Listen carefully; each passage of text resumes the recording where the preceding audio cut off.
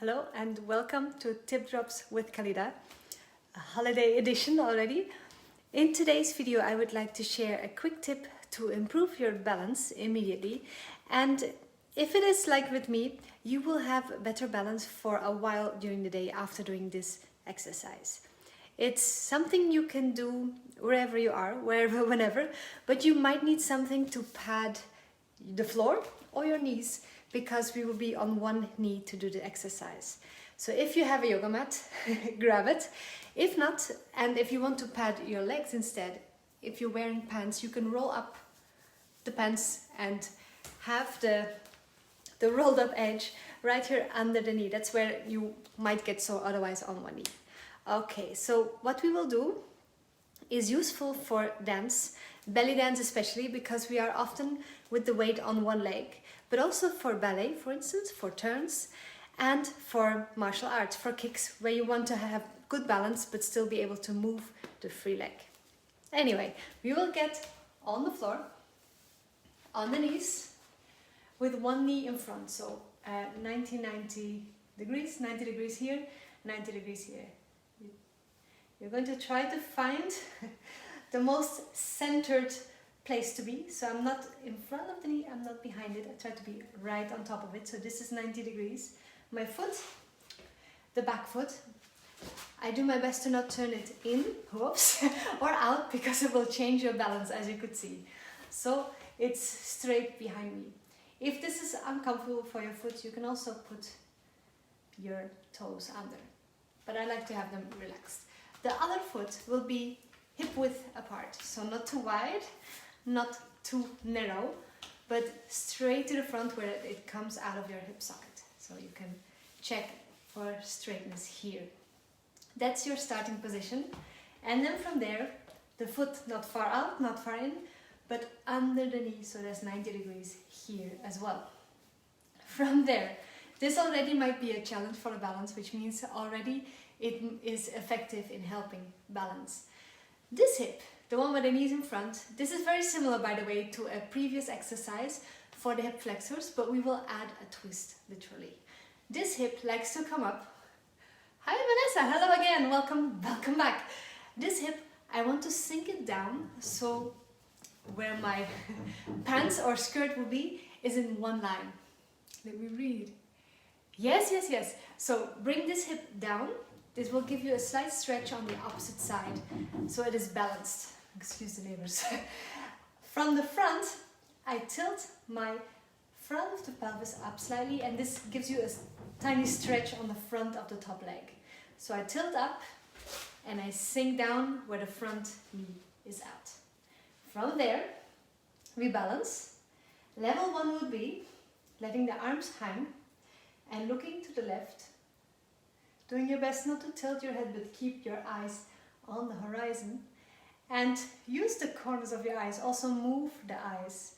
That's an extra balance help. On the other side, so your head rotates. And I'm looking in the corner of my eye all the way back. 3 times. 2. You might notice this hip wants to come up. This one. Sink it down, pull it up. Use your hands if needed. 3rd time. Check that you're not clenching your jaw. Relax your jaw, relax your tongue. And this might give you more range in your neck, because it's all connected. Yes. Switch. This is quite tiring for the top leg, actually. So the other side, 90 degrees. My leg is not turned in, not turned out. For this one, it's straight behind me. The weight is on top of the knee, not in front, not in back. And I'm tilting slightly up the front. The back goes down, so this is parallel with the floor, or this line. The foot is straight under the knee, so this is 90 degrees, and also not turned in or out. I'm being quite precise with the angles, because that's when it makes a difference. And this hip that is more comfy up, I sink it down so it stretches here. And it would change how this position feels. Also, I'm not crossing over, not open to wide, but straight out from the side here.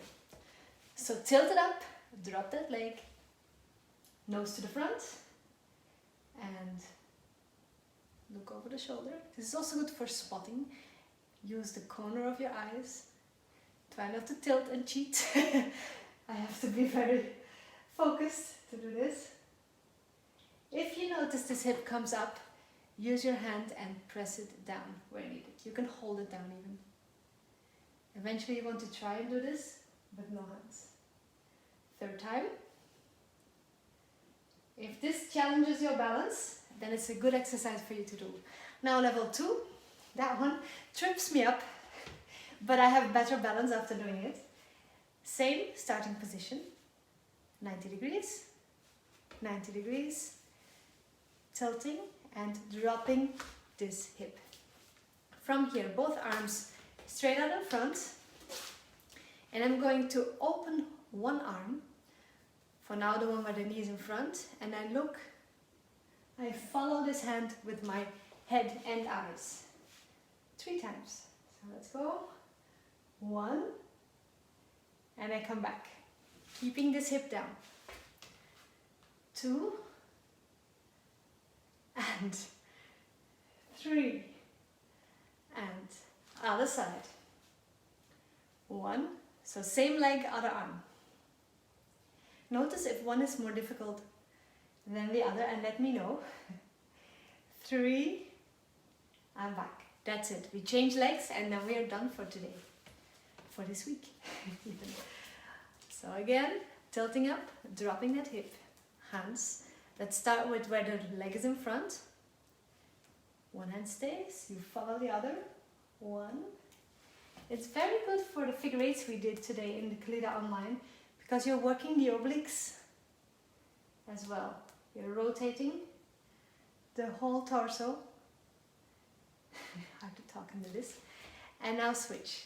Drop the hip again if needed. Other arm, opposite of the knee that's in front. 1. And it's a nice stretch for the back actually also. 2.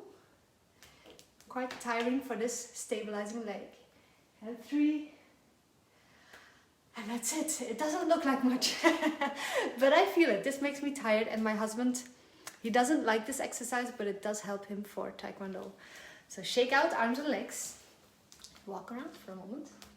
We did not test before. I'll write it in the email to try your balance before and after. And now try standing on one leg.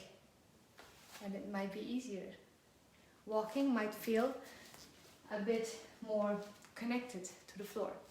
Yeah, I hope this helps. It helps for me. Let me know how you feel after doing this, and I'll see you in your mailbox on Friday if you see this in the group first. And otherwise, see you next week. Bye bye.